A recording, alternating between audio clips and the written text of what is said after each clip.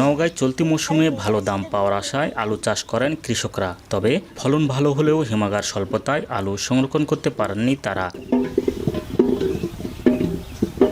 যদিও আলু সংরক্ষণে সরকারি অর্থায়নে 2022-23 অর্থ বছরে অহিমায়িত মডেল ঘর বানানো হয়।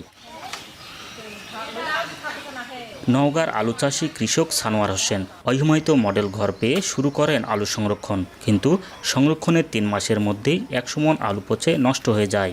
পোকার পছনে প্রায় 100 মণের মতো আলু নষ্টই হয়ে গেছে। কিন্তু এই ঘরটা যে আমরা পাইছি কিছু লাভের আশায়, কিন্তু লাভ তো আমাদের হইল না।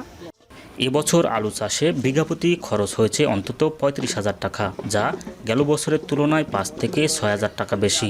তার উপর অহিমায়িত ঘরে সংরক্ষণ করায় নষ্ট হয়েছে অনেক আলু। আলুর ডায়মন্ডটা পুরোটাই নষ্ট হয়ে গেছে, ক্যাটিলালটা কিছু অংশ আছে, কিছু অংশ নষ্ট হয়েছে। আলু রাখছে পুরোটা আলু নষ্ট হয়ে যাচ্ছে, এতে কিছু কারোর ক্ষতিগ্রস্ত হচ্ছে। অপরিকল্পিতভাবে ঘরটি তৈরি করায় রয়েছে নিরাপত্তার অভাব, ফলে বহু কৃষক সেখানে আলু রাখতে চান না। আবার নষ্ট হওয়ার শঙ্কা থেকেও আলু রাখতে চান না অনেকে। আর তাই মডেল ঘরগুলো তৈরি হওয়ার পর থেকেই অব্যবহৃত অবস্থায় পড়ে আছে বেশিরভাগ ঘর। এই ঘরটা আলু রাখার জন্য করা হয়েছে, কিন্তু আলু কোনোদিন ধোয়া হয়নি, খড়ি খার ধোয়া হয়েছে।